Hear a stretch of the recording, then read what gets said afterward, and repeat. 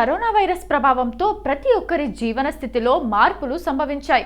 ఉద్యోగాలు చేస్తూ సరైన ఆహారం తీసుకోలేకపోతున్నారు. ఈ వైరస్ ప్రభావంతో ఇంటి భోజనాలపై దృష్టి సారించారు. రోగ నిరోధక శక్తిని పెంపొందించే పదార్థాలకు ప్రాముఖ్యత ఇస్తున్నారు. అయితే శరీరానికి పోషకాలను అందించే వాటిలో డ్రై ఫ్రూట్స్, నట్స్ చాలా ముఖ్యమైనవి. ఇందులో ముఖ్యంగా జీడిపప్పు. దీని విలువ కాస్త ఎక్కువైనప్పటికీ దీనివల్ల కలిగే ప్రయోజనాలు కూడా అలానే ఉంటాయి. ప్రతిరోజు దీని గురించి చాలా విషయాలు జరుగుతున్నాయి. ఈరోజు మనం మీకు జీడిపప్పు గురించి చాలా చెప్పబోతున్నాం. ఇప్పుడున్న పరిస్థితుల్లో ప్రజలు జీడిపప్పును తినేందుకు ఇష్టపడుతున్నారు. ఇది మంచి రుచి మాత్రమే కాదు, దాని ఆరోగ్య ప్రయోజనాలు అద్భుతమైనవి. దాని ప్రయోజనాలు వింటే మీరు కూడా షాక్ అవుతారు.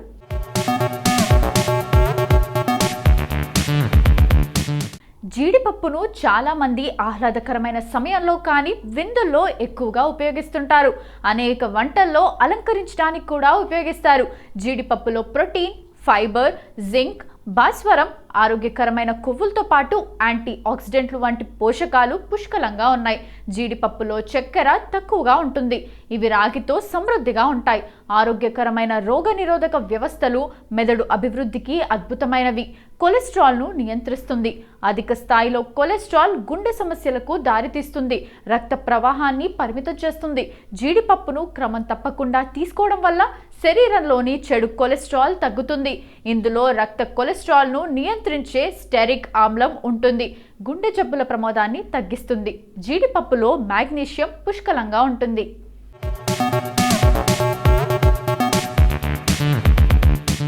ఇది హృదయ సంబంధ వ్యాధులను నివారించడంలో సహాయపడుతుంది. జీడిపప్పులో శోధ నిరోధక లక్షణాలు ఉన్నాయి. విటమిన్లు, ఫైబర్, ఖనిజాలను కలిగి ఉంటాయి. ఇవి గుండె ఆరోగ్యానికి చాలా మంచివి.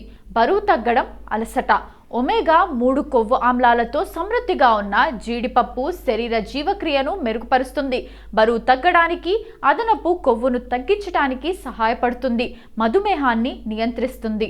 ఇతర గింజలతో పోలిస్తే కార్బోహైడ్రేట్లు చాలా తక్కువగా ఉంటాయి. కాయలు మధుమేహం యొక్క లక్షణాలను తగ్గించడంలో సహాయపడతాయి. ఎందుకంటే అవి ఫైబర్ అధికంగా ఉన్నందున రక్తంలో చక్కెర స్థాయిలు పెరగకుండా నిరోధిస్తాయి. కళ్ళకు మంచిది. జీడిపప్పులో రెటీనాను రక్షించే లుటిన్, శాంతైన్ ఉన్నాయి. ఇది కంటి ఆరోగ్యాన్ని ప్రోత్సహిస్తుంది. హానికరమైన యూవీ కిరణాల నుండి కళ్ళను రక్షిస్తుంది.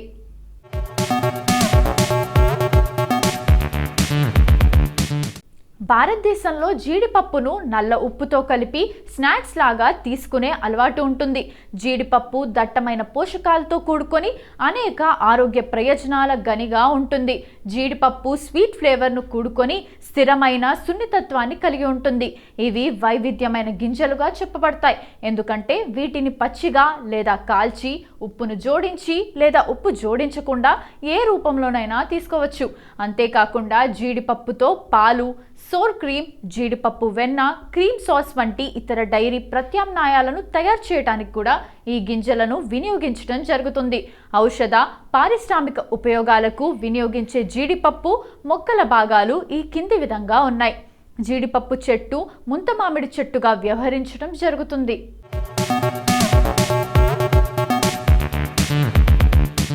బెరడు, ఆకు వీటిని డయేరియా వంటి నొప్పుల చికిత్సలో ఉపయోగించడం జరుగుతుంది. అదేవిధంగా ప్రత్యేకించి ముంతమామిడి ఆకు సారాన్ని రక్తంలోని చక్కెరలను తగ్గించడానికి, బెరడును నోటిపూతల చికిత్సలో ఉపయోగించడం జరుగుతుంది. జీడిపప్పు పెంకులోని ద్రవం, దీనిలో ఔషధ, యాంటీబయాటిక్ గుణాలు అధికంగా ఉంటాయి. కుష్టు, లెప్రసీ, మొలలు, స్కర్వీ, గొంతు అల్సర్లు, తామర వంటి చికిత్సలో ఉపయోగించడం జరుగుతుంది. జీడిపప్పు విత్తనాలు, కాండం, పగిలిన మడమలను నయం చేయటానికి జీడిపప్పు విత్తనాల నూనెను విరివిగా వాడటం జరుగుతుంది. జీడి మామిడి కాండం నుంచి సేకరించిన గమ్ను పుస్తకాలకు, చెక్కకు వార్నిష్గా వినియోగిస్తారు. ముంత మామిడి పండు, ఇది యాంటీ బ్యాక్టీరియల్ గుణాలను అత్యధికంగా కలిగి ఉండే పండ్లుగా ఉంటాయి.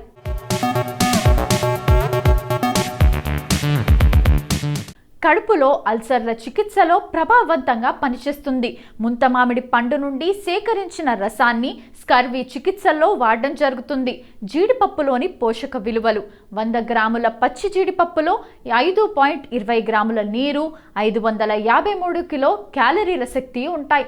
అంతేకాకుండా 18.22 గ్రాముల ప్రోటీన్, 43.85 గ్రాముల కొవ్వు, 30.19 గ్రాముల కార్బోహైడ్రేట్, 3.3 గ్రాముల పీచు, 5.91 గ్రాముల పంచదార, 37 మిల్లీగ్రాముల కాల్షియం, 6.68 మిల్లీగ్రాముల ఇనుము, 2.92 మిల్లీగ్రాముల మాగ్నీషియం, 593 మిల్లీగ్రాముల భాస్వరం, 660 మిల్లీగ్రాముల పొటాషియం, 12 మిల్లీగ్రాముల సోడియం, 5.78 మిల్లీగ్రాముల జింక్, 0.5 మిల్లీగ్రాముల విటమిన్ సి, 0.423 మిల్లీగ్రాముల థయామిన్, 0.058 మిల్లీగ్రాముల రైబోఫ్లేవిన్, 1.062 మిల్లీగ్రాముల నియాసిన్, 0.417 మిల్లీగ్రాముల విటమిన్ బి6, 25 మైక్రోగ్రాముల ఫాలెట్, 0.90 మిల్లీగ్రాముల విటమిన్ ఇ, 34.1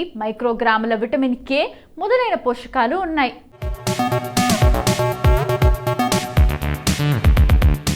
ఇప్పటి వరకు జాతీయ జీడిపప్పు దినోత్సవం గురించి మనకు తెలియని కొన్ని ఆసక్తికరమైన నిజాలు తెలుసుకున్నాం కదా.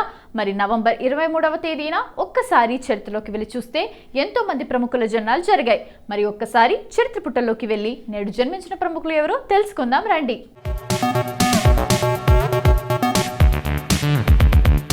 నాగ చైతన్య నటుడు అక్కినేని నాగార్జున, లక్ష్మి నటుడు వెంకటేష్ సోదరిల తనయుడు. ఇతడు జోష్ అనే చిత్రం ద్వారా తెలుగు చిత్రసీమలోకి ప్రవేశించాడు.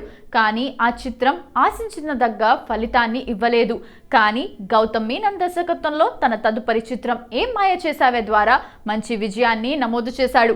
అక్కినేని నాగ చైతన్య 1986 నవంబర్ 23న హైదరాబాద్లో జన్మించాడు. నాగ చైతన్య నటించిన మొదటి సినిమా దిల్ రాజు నిర్మాణంలో వాసు వర్మ దర్శకత్వంలో వచ్చిన జోష్. ఈ సినిమా ద్వారా నటి రాధ కూతురు కార్తిక నటిగా పరిచయమైంది. ఈ సినిమా ఆశించిన విజయం సాధించినప్పటికీ చైతన్యకు ఉత్తమ నూతన నటుడిగా ఫిల్మ్ఫేర్, నంది అవార్డులను పొందాడు. కానీ 2010లో తను అతిథి పాత్రలో నటించిన వినయ్ తాండి వరువాయ సినిమా యొక్క తెలుగు రీమేక్ అయిన ఏ మాయ చేసావే చైతన్యకు మొదటి భారీ విజయాన్ని అందించింది.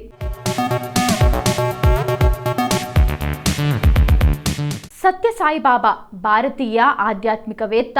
ఇతనిని గురువు, వేదాంతి, భగవంతుని అవతారం అని, షిరిడి సాయిబాబాయే మరలా సత్య సాయిబాబాగా అవతరించాడని పలువురు విశ్వసిస్తారు.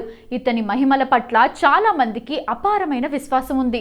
సత్యసాయి సంస్థ వారి సమాచారం ప్రకారం ప్రపంచవ్యాప్తంగా 130 దేశాల్లో 1200 వరకు సత్యసాయి కేంద్రాలున్నాయి. ప్రపంచవ్యాప్తంగా సత్యసాయి బాబాను ఆరాధించే వారి సంఖ్య 60 లక్షలు అని ఒక అంచనా కాగా, కొందరు భక్తులు ఈ సంఖ్యను 5 నుండి 10 కోట్ల మధ్య అని చెప్తారు. సత్యసాయి బాబా సత్యనారాయణ రాజుగా 1926 నవంబర్ 23న పెద్ద వెంకప్పరాజు, ఈశ్వరమ్మ దంపతులకి ఓ నిరుపేద వ్యవసాయ భట్టురాజుల కుటుంబంలో అనంతపురం జిల్లాలోని పుట్టపర్తి అనే కుగ్రామంలో జన్మించాడు.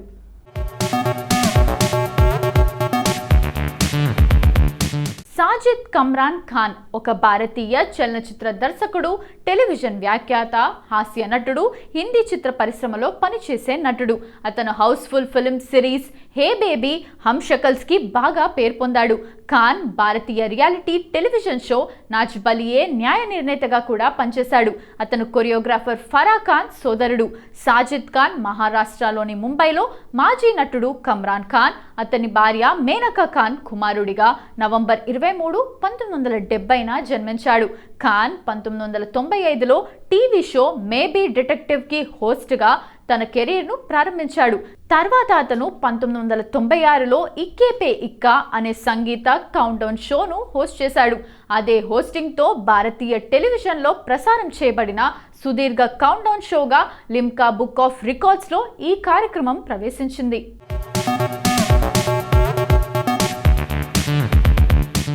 కరణ్ పటేల్ ఒక భారతీయ నటుడు, హిందీ టెలివిజన్లో హోస్ట్.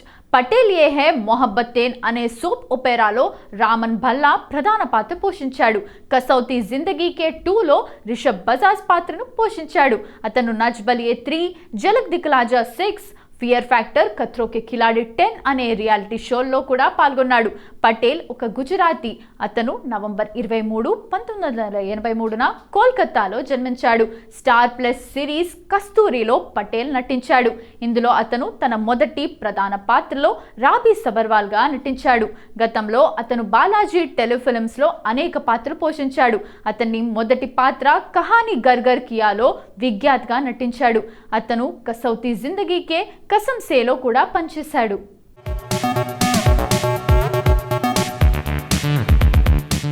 మంచు విష్ణు తెలుగు సినిమా నటుడు, నిర్మాత. తండ్రి స్థాపించిన మోహన్ బాబు కార్పొరేషన్ కి విష్ణు సీఈఓగా వ్యవహరిస్తున్నాడు. 2007లో విష్ణు కథానాయకుడిగా నటించిన డి చిత్రం విజయవంతమవడంతో మంచి పేరు సంపాదించుకున్నాడు. సెలబ్రిటీ క్రికెట్ లీగ్లో తెలుగు వారియర్స్ జట్టుకి ప్రాతినిధ్యం వహించాడు. మంచు విష్ణు అక్టోబర్ 10, 2021న మూవీ ఆర్టిస్ట్ అసోసియేషన్ ఎన్నికల్లో పోటీ చేసి అధ్యక్షుడిగా ఎన్నికయ్యాడు. ఆయన తిరిగి 2024 ఏప్రిల్ 13న ఏకగ్రీవంగా మా అధ్యక్షుడిగా ఎన్నికయ్యాడు. మంచు విష్ణువర్ధన్ బాబు భారతదేశంలోని తమిళనాడులోని ప్రస్తుత చెన్నైలో నటుడు మోహన్ బాబు, విద్యాదేవి దంపతులకు నవంబర్ 23, 1981న జన్మించాడు.